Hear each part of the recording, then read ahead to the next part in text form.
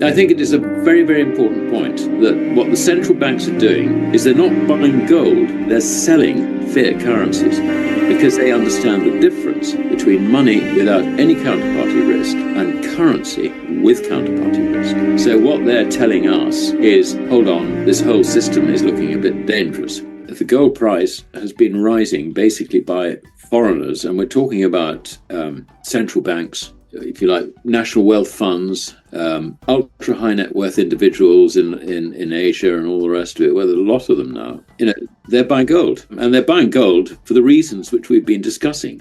Silver is not part of that story.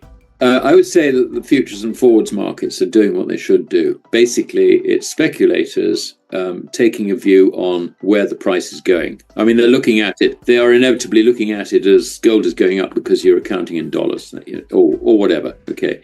The answer as far as physical markets are concerned in the West is that sentiment is very poor. Nobody's really bought into this. I mean, they really haven't. If you look at sort of total, sort of portfolio exposure, it's probably less than 1% is exposed to gold. Now, given that gold is real legal money, that's an extraordinary situation when there is so much risk around with all the debt and everything else. It's bizarre. A lot of it is due to the fact that the Americans have run a very successful propaganda campaign trying to remove gold from the financial system. And so for the last 50 years, people have come to believe that rather than, the reality, the common law reality, plus the accounting reality, the difference between money and credit. So the sentiment just isn't there. And we're beginning to see a little bit of demand coming through ETFs. Now, I think that demand, we're seeing it more in America than we are in Europe, but I think that demand is from investment managers, big investment managers, are not necessarily buying into the concept of gold, but see that, the price has been rising, et cetera, and this is something which makes sense to include in a portfolio. So I think we're seeing that sort of advanced institutional demand. What tends to happen with a bull market, if we can just think in those terms rather than the true terms of the relationship between gold and credit, what tends to happen is that you find that the speculators will begin to drive up prices first. You will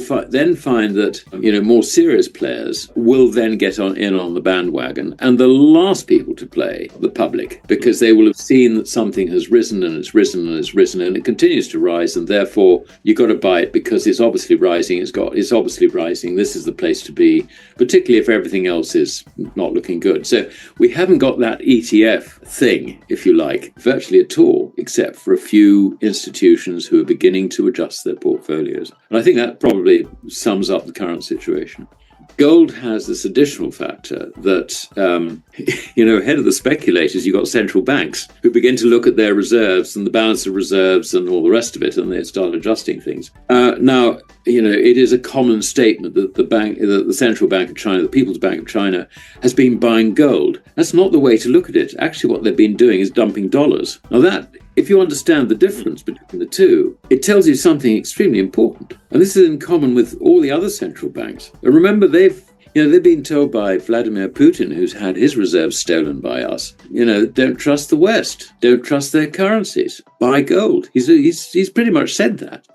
And, so you sort of think, these guys, I tell you, the central bankers I've met are actually pretty cute. Most of them do understand, sort of, if you like, the outcome for the purchasing power of foreign currencies, etc., etc. It's just they're not in a position really to do anything about it themselves. But, the fact that central banks continue to buy gold, in fact, they're pretty much cleaning out all the mine supply, tells you quite simply that these guys really are in the know. They're ahead of the speculators. The speculators can see it, so they go and buy.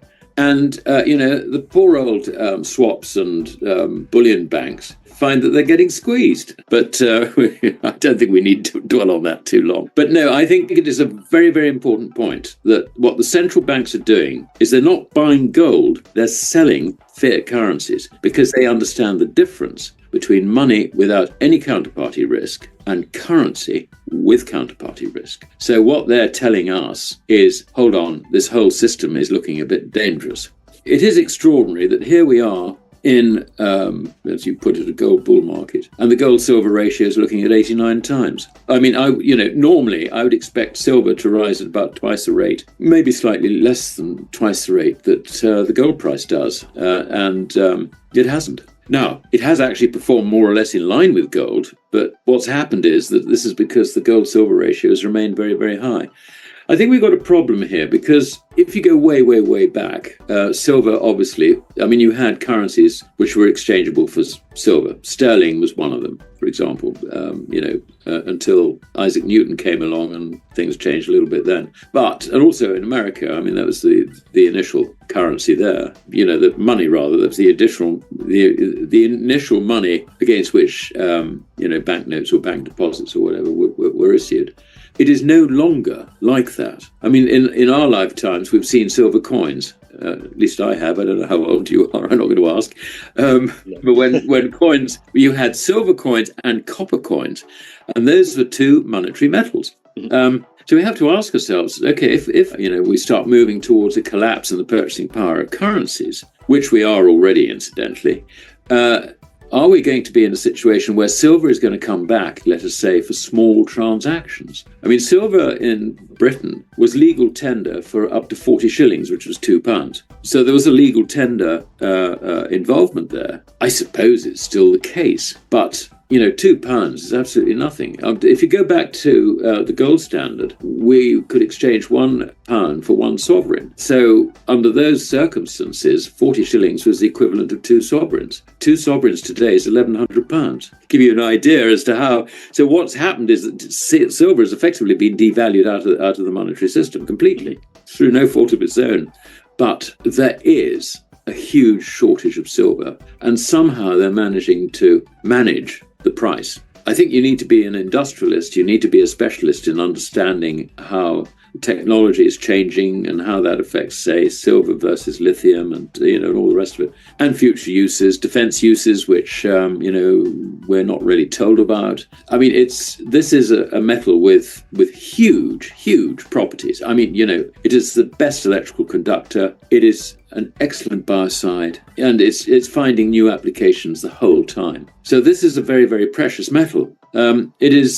It is not much more around, if you like, as a commodity in the Earth's surface. It's not that much more than gold. I mean, I don't know what the ratio is. I think something like 8 times as much silver, if you like, in the world is estimated compared with gold. So why are we on 10 times that ratio with a gold-silver ratio of nearly 90? It looks like it's being mispriced to an extent. Now, I don't think we go back to the sort of 14, 15 times that we saw when silver was actually valued as real money. But what I do see is that at some stage there could be a huge great squeeze on the silver price, probably triggered by a rise in the price of gold. I mean, if gold starts rising and breaks into new high ground against the dollar, in other words, the dollar is definitely tanking, then silver is going to be, moving up with all the other commodities. And actually, if you look at the broader commodity complex, it's up reasonably well. It's doing quite well. Gold reflects this. So, we've got the whole of gold, as if you like, leading the way in that context, and it's going to take silver with it. But I think that at some stage, and it's not monetarily related, I think we're going to see a big squeeze on silver, huge great squeeze on silver.